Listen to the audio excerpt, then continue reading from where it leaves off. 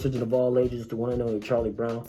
And once again, it's time to go around the town with Charlie Brown. And today, I want to jump into a review. And a review that I got for you, I got a review for you. And that review is Mighty Morphin Power Rangers Once and Always. Now, I'm not going to do this with the thing going the whole time. 1 second. Okay, so, I'm not as young as I used to be. So, we're doing a review today on Mighty Morphin Power Rangers Once and Always. It's about the show Power Rangers that came out a long time ago. Now, if you guys haven't noticed, I am a huge Mighty Morphin Power Ranger fan. I think you guys already knew that. Yeah. Anyway, I've been rocking and rolling on with Power Rangers ever since the beginning. Back when Rita Repulsa first showed up, got out of her little canister and started to wreak havoc on the world. And the Mighty Morphin Power Rangers had to be put together by Zordon along with Alpha. They had to get five teenagers with attitude, and they ended up getting them. They got Billy, Tommy, Jason, Trini, and Zach. Those were the original 5 Rangers. Now, this takes you all the way back. You got some of the original Rangers to come back. The original Rangers you got to come back was the gentleman that played Zach and Billy. Then you had the second stream of Rangers, well, not the second stream, but the ones that came right after the original 5. Technically, you had the original 6 because you also had Tommy. Tommy later became the Red Ranger as well, too. I mean, there's a lot going on with Power Rangers for me to have to keep you guys on board. If you want, I could just do a whole video giving you a straight timeline straight through. You want me to do that? I'll do it. I'll do it for you. Just tell me that you want me to do it. I'll do it. Okay. Anyway, that's not the point. The point is, let's keep track of what's going on. Now, this is like a little mini movie that they put together. And again, you had Zach that came back and Billy that came back. Now, the storyline to this is that they're Power Rangers, and Billy is trying his best to try to figure out a way how to bring Zordon back. Now, if you guys haven't watched the original Power Rangers or know why Zordon is gone, spoiler alert, Zordon ended up sacrificing himself to save the day. Hero through and through. Okay, so he's trying his best to try to bring Zordon back. In the process, somehow Rita Repulsa ends up coming back, and she comes back through. When she comes back through, like a little robot, kind of like a robot body. And when she comes back through, she's wreaking havoc, of course. And in the process, she ends up killing the Yellow Ranger. The Power Rangers have to go, and they have to tell, Zach and Billy, they have to explain to the Yellow Ranger's daughter what happened to her. Now, what makes that sentence right there coming out so powerful and so significant is that the original Yellow Ranger actually died. I believe it was in a car accident. But she beautiful soul. She was the original Yellow Ranger, and they found a way to tie it into that. Also, they actually have play like audio and stuff of like the original Rangers that were there that couldn't be there, like Kimberly. It sounded like her, and there was an actress or whatever inside the costume pretending to be her because she didn't come back on for this. I don't know if it was money issues. I don't know if it was traveling issues or what. She actually put it up saying that it wasn't money. You know, it could have been anything else. She didn't really specify what it was. Whatever it was, she didn't come back. But they did a really good job, you know, just keeping that character in the costume so where she wouldn't have to be out and be, you know, Kimberly, the actual character. And the way it did the story actually made it all make sense. You know, it's just funny coming from Power Rangers.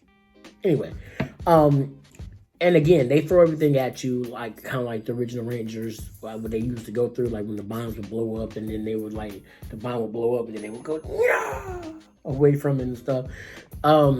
It's really cool watching this again. I'm 38 at this point now, but it still found a way to get me emotionally invested into the story because of what they did with Trini, and then this being Trini's daughter, and the legacy of the Yellow Ranger in this.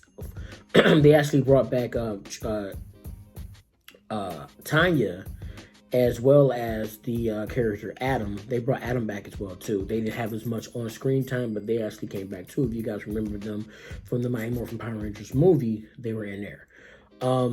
Both of those characters were in there. The original Yellow Ranger wasn't in that one, and the Zach wasn't in that one, but Billy was in that one. The original Billy, Billy, he was in that as well. The original character Jason, the original Red Ranger, he wasn't in the original Mighty Morphin Power Rangers movie either, and the character Rocky, he ended up being inside this movie as well as being inside the original movie and the Turbo movie. You know, the one we don't talk about. Anyway, those characters popped up. So the reoccurring characters, actual actors that came back, you had Zach, the original Zach. Well, Zach, just put it like that. Zach came back, Billy came back. You had Rocky that came back. You had Catherine that came back. She was the second Pink Ranger. You had Adam and Tanya that came back as the is it Tanya or Ashley? Ashley, I'm sorry, Ashley, not Tanya. But those characters came back. I know I'm rambling on. There's a lot about Power Rangers you guys don't understand or you probably don't even know about. But it's on Netflix for you guys to go check it out right now. If you guys got children, please go check it out with them so that you get the kids to bring in a new legacy with Mighty Morphin Power Rangers. It's good, clean fun. It's a really good story, and it connects back. If you have nostalgia, it's going to connect you back to when you were younger and you rushed home after school, sit in front of the TV to watch a 30-minute episode of Mighty Morphin Power Rangers. It'll take you all the way back to that. And again, they actually they actually gave this up and did a little tribute for Tommy as well, because Jason David Frank recently he passed away as well. He was the Green Ranger, and he not only was he the Green Ranger, he popped up and he went from being the Green Ranger to being the White Ranger, from being the White Ranger to being the Red Ranger. For being the Red Ranger, he actually came back. Then he was the Black Ranger. So he was 4 different Rangers over time. So again, he was the Green Ranger, which was actually the Dragon Zord Ranger. He was the White Ranger, which was the Tiger Zord Ranger. He was the Red Ranger. At that time, I think it was Red Ranger. He was the leader for Turbo. And then he was the leader for Power Rangers again. We came back as Dr. Tommy Oliver. He came back as a Black Ranger. I want to say it was Dino Storm. Was it Dino Storm? Dino Force? I can't remember. But all in all, you can watch all that right now on Netflix. If you guys are at Netflix, you want to check it out. What grade am I going to give it? Yes, again, guys, I have high pass, low pass. I have right there smack dab in the middle. Yeah.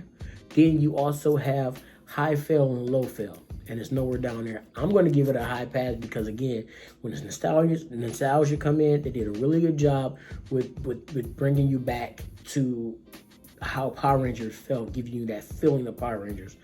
As a matter of fact, they don't even have any footage that they could actually have used. So this was pretty much all original. So again, if you guys get a chance to, go and check this out. Do a little dance, hip-hop keto when you do it. If you can pick up what I'm putting down around the town, Charlie Brown.